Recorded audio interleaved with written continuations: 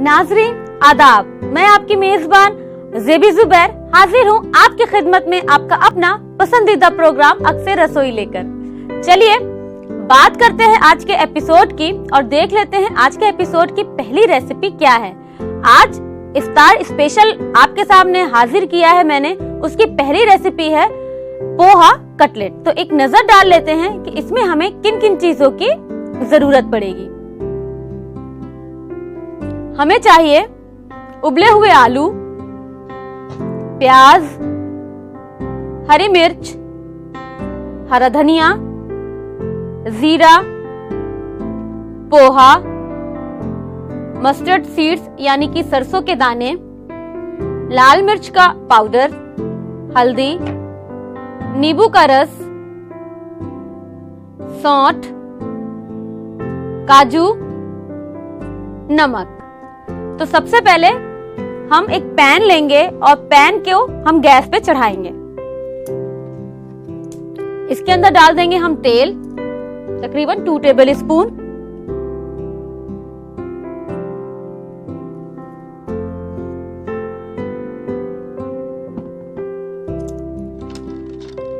और इसके अंदर हमें डालना है सरसों के दाने, जीरा और प्याज।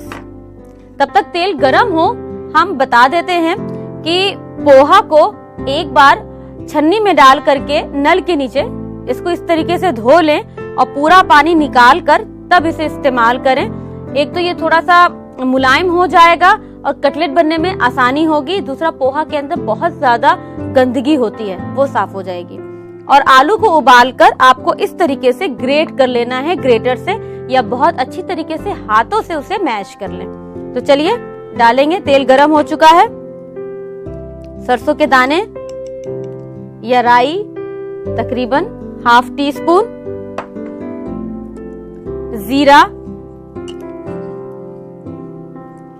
½ टी स्पून और साथ ही प्याज, एक प्याज मीडियम साइज की कटी हुई, और इसे हमें फ्राई करना है। बहुत ज्यादा सुर्ख नहीं करना है प्याज को। और साथ ही अब हम इसमें डालेंगे लाल मिर्च का पाउडर ½ टी स्पून। बाकी तीखा आप अपने हिसाब से घटा बढ़ा सकते हैं। हल्दी ½ टी स्पून, कटलेट का कलर अच्छा आएगा। इसे दोबारा से अच्छी तरीके से इस तरह से प्याज के साथ ही हल्दी को भी भून लेंगे। काजू बारीक बारीक काटिएगा, तकरीबन 6 से 7 काजू को इस तरह काट कर, और साथ ही इसे भी भून लेंगे। पीला रंग हो गया, जर्द रंग। अब इसमें हम डाल देंगे ये हमारे जो हमने पोहा भिगा रखा है, इस तरीके से। और पोहे को डालने के बाद अच्छी तरीके से इसे मिक्स कर लीजिए। अब साथ में ही डाल देंगे हम आलू। 1 कप पोहे में 2 आलू उबालकर और ग्रेट करके, इसे भी इस तरीके से ही पोहे में। अब बचे हुए जितने भी इंग्रेडिएंट्स हैं हम वो सारी डाल देंगे। तो हरी मिर्च 1 या 2 बारीक बारीक काट करके, हरा धनिया 2 बड़े चम्मच, नींबू का रस, पोहे में बहुत अच्छा लगता है ये, नमक हस्बे जायका,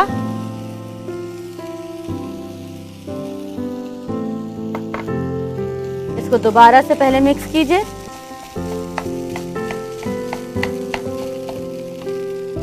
चाट मसाला पाउडर अभी और थोड़ा सा हम डालेंगे जब हमारा कटलेट बनकर उतर जाएगा, यानी कि जब फ्राई होकर के हम उसे बाहर निकालेंगे। अब इसे फौरन हम पलट लेंगे एक गहरे बर्तन में, क्योंकि हमारा पैन अभी काफी गर्म है तो पोहा नीचे से चिपक के हार्ड हो जाएगा। इस तरीके से निकालकर कोशिश करेंगे इसको थोड़ा सा चला लें और चम्मच से इस तरीके से इसकी दीवार पर ले जा करके आप इसे थोड़ा सा मिक्स करें। इस तरह से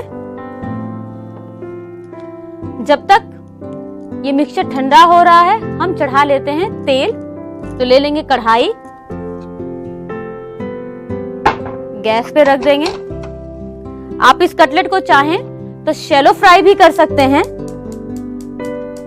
जो तेल ज्यादा नहीं खाना चाहते हैं, या ग्रिल पैन में थोड़ा सा बटर या ऑलिव ऑयल डाल करके इसे ग्रिल भी कर सकते हैं, पर मैं यहाँ डीप फ्राई करूंगी।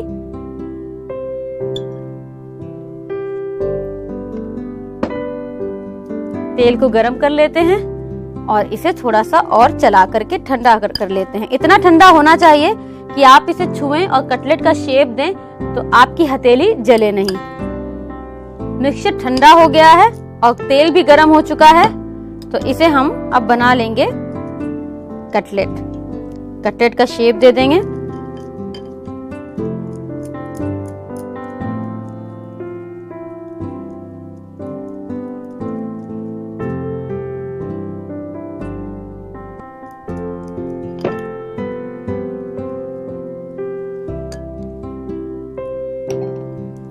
सारे कटलेट्स को ऐसे ही बना लीजिए।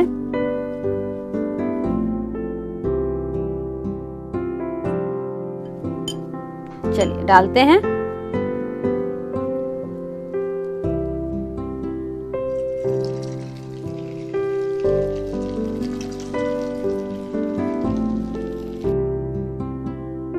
चम्मच उठा लें और अब एक एक करके कटलेट को पलटते हैं।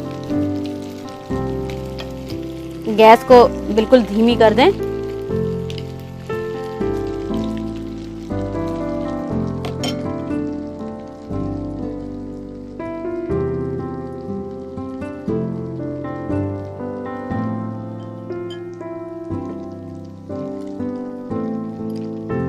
अब कटलेट जो हमने पहले डाले हैं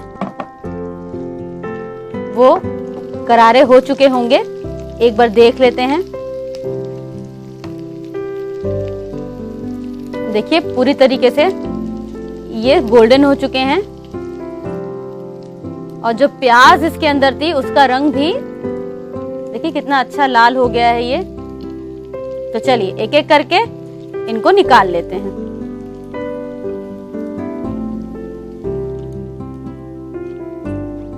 और जो बाद में डाले हैं उन्हें पलट दीजिए।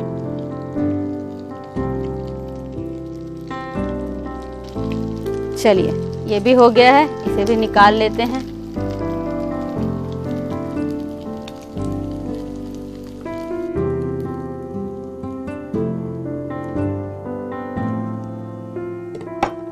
अब कर लेंगे सर्विंग। ले लेंगे सर्विंग प्लेट और पोहो को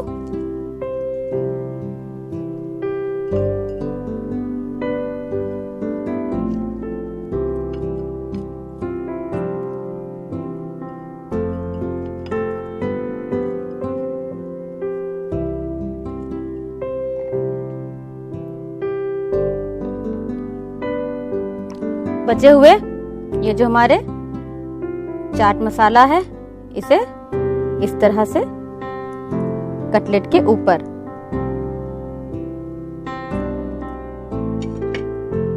तो ये लीजिए बनकर तैयार है पोहा कटलेट।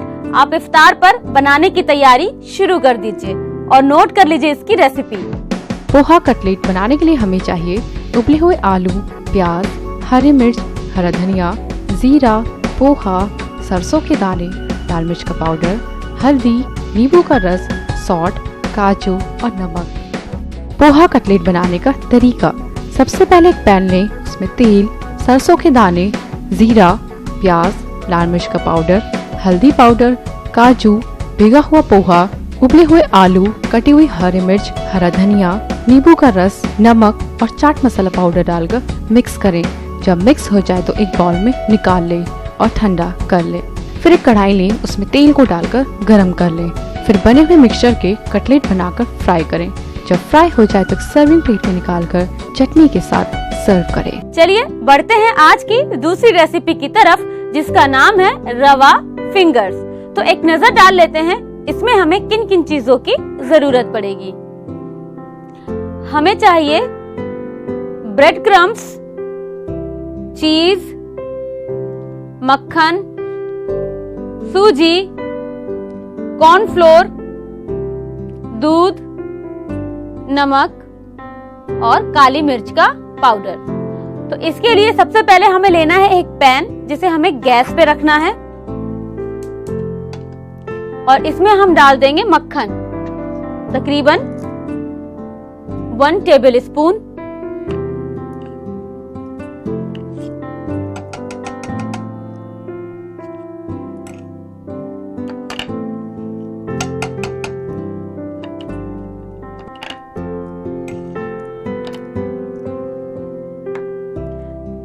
मक्खन जब गरम हो जाएगा तो इसमें हम डाल देंगे सूजी, तकरीबन 1 से 1.5 कप।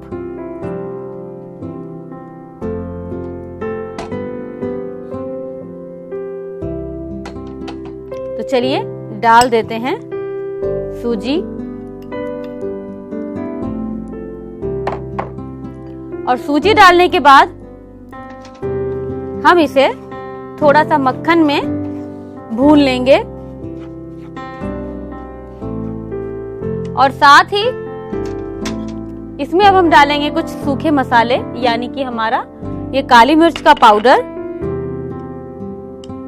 ½ टीस्पून,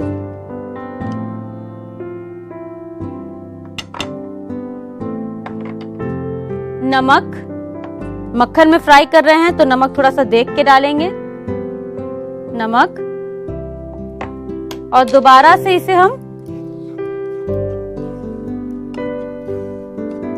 चलिए अब हम इसमें डाल देंगे दूध, तकरीबन 2 कप।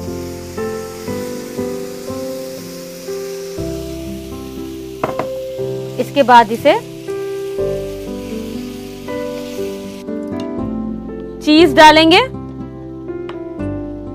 यहाँ आप कोई भी चीज इस्तेमाल कर सकते हैं। अगर मोज़रेला करना चाहें तो मोज़रेला कर सकते हैं। यहाँ मैंने प्रोसेस चीज लिया हुआ है, तकरीबन ½ कप।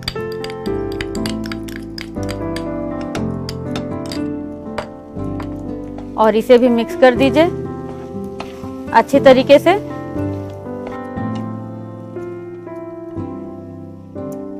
अब ले लेंगे एक प्लेट और इस पे लगा लेंगे थोड़ा सा तेल या घी।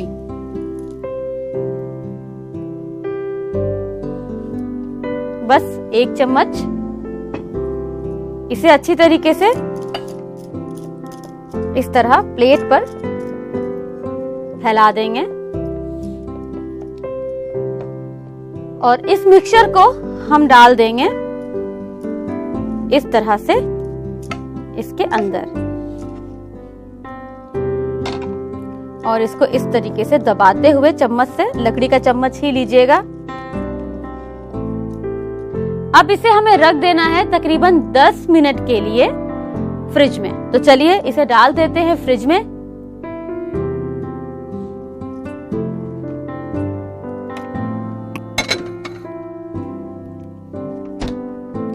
जब तक ये फ्रिज में है हम बना लेते हैं कॉर्नफ्लोर का घोल। तो ले लेंगे एक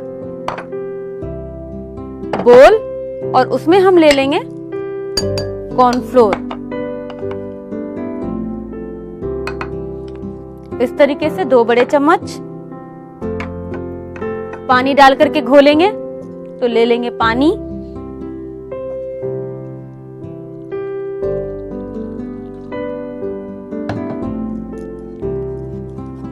और इसे इस तरह से पतला थोड़ा सा घोलना है। ये देखिए,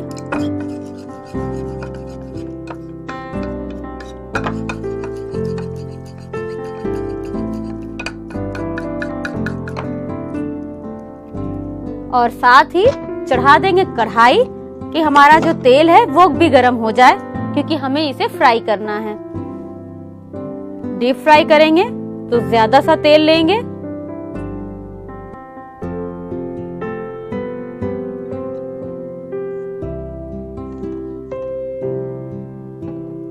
इसे अभी धीमा कर दीजिए। तब तक हमने जो फ्रिज में सूजी को रखा हुआ है वो थोड़ी सी थिक होकर के और गाढ़ी हो जाएगी और ठंडी भी हो जाएगी कि हम उसे हैंडल कर सकें। तो चलिए फ्रिज से निकाल करके लाते हैं अपने मिक्सचर को।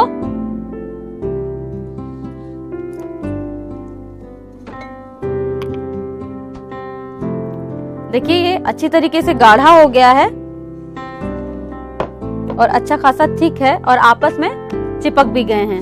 अब हम इसे लंबे लंबे फिंगर्स के शेप में काट लेंगे।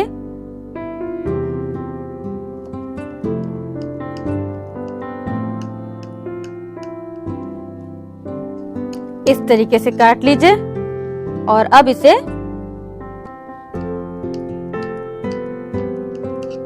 इस तरीके से एक एक बार और कट कर लेंगे और कट करके इसे आराम से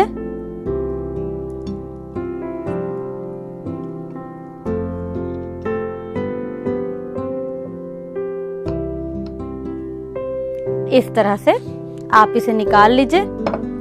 अब हमारा दूसरा स्टेप ये है, कॉर्नफ्लोर को दोबारा से आप इस तरीके से मिक्स कीजिए। एक एक फिंगर्स को उठाइए, कॉर्नफ्लोर के अंदर डिप करेंगे, चारों तरफ से इसे उठाएंगे, ब्रेड क्रम्स में डालेंगे। एक हाथ सूखा रखिए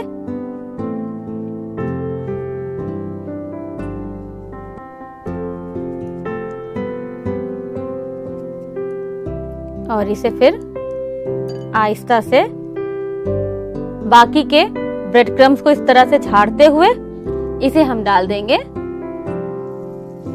इस तरह तेल में। तो चलिए सारे ऐसे ही कर लेते हैं।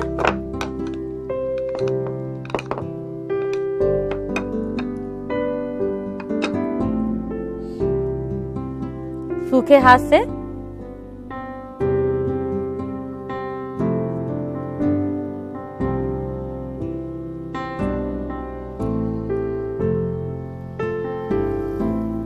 नीचे वाला जो हमने पहले डाला है उसे पलट लें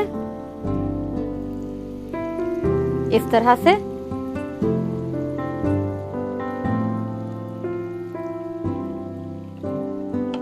तल करके किसी के आगे आप रखें, कोई बता नहीं सकता है कि ये सूजी है। चलिए बाकी बचे हुए को भी हम इसी तरह से कर देते हैं।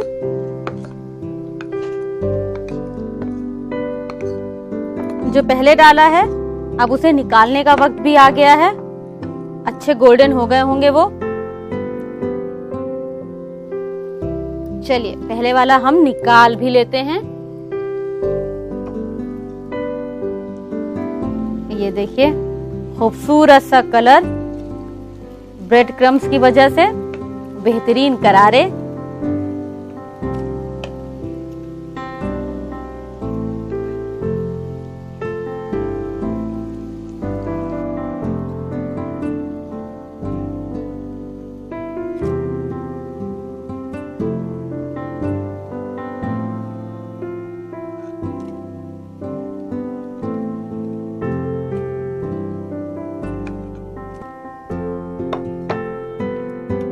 अब ले लेंगे सर्विंग प्लेट जिसमें हमें सर्व करना है और फिंगर्स को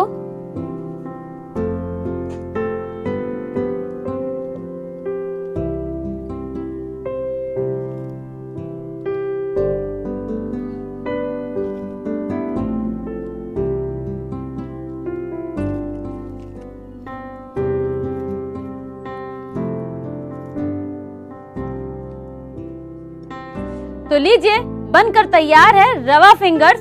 आप इसे इफ्तार पर बनाइए, देखिए कैसे प्लेट चट होकर बच्चे आपके खा जाते हैं। नोट कीजिए इसकी रेसिपी। रवा चीज फिंगर्स बनाने के लिए हमें चाहिए चीज, मक्खन, सूजी, कॉर्नफ्लोर, दूध, नमक और काली मिर्च का पाउडर। रवा चीज फिंगर्स बनाने का तरीका। सबसे पहले एक पैन लें, उसमें मक्खन, सूजी, काली मिर्च का पाउडर, नमक, दूध और चीज डालकर मिक्स करें। फिर एक प्लेट लें, उसमें थोड़ा सा तेल लगा लें। फिर बने हुए मिक्सचर को उस पर डालकर थोड़ी देर फ्रिज में रख दें। फिर एक बाउल लें, उसमें कॉर्नफ्लोर और पानी डालकर घोल तैयार करें। डीप फ्राई करने के लिए एक कढ़ाई लें, उसमें तेल को डालकर गरम करें। फिर रवा चीज के मिक्सचर को फ्रिज से निकाल लें और उसे फिंगर्स की शेप में काटकर कॉर्नफ्लोर के घोल में डिप करके उसके बाद ब्रेड क्रम्ब से कोट करके फ्राई करें। जब फ्राई हो जाए तो एक प्लेट में निकाल लें। फिर सर्विंग प्लेट में निकालकर चटनी के साथ सर्व करें। अब वक्त हो रहा है टिप्स एंड सॉल्यूशन का। आज की जो टिप है वो ये है कि अमूमन घरों में ज्यादा आलू आते हैं, 4 किलो 5 किलो। अब इतने आलू को कैसे स्टोर किया जाए कि वो खराब ना हो। सिंपल सा सॉल्यूशन ये है कि आलू जहाँ भी आप रख रहे हैं उस बास्केट में आप 2-4 अदरक के छोटे छोटे टुकड़े डाल दीजिए। देखिए आपके आलू की जिंदगी बढ़ जाएगी। उम्मीद करती हूँ कि आपको मेरी ये टिप बेहद पसंद आई होगी और आप इसे जरूर आजमाएंगी। अब वक्त हो रहा है आपसे इजाजत लेने का, लेकिन इस वादे के साथ कि कल फिर ऐसे ही दिलचस्प रेसिपीज के साथ आपके सामने हो जाऊंगी हाजिर। तब तक के लिए अपनी मेजबान ज़ेबी ज़ुबैर को दीजिए इजाजत। अल्लाह हाफिज।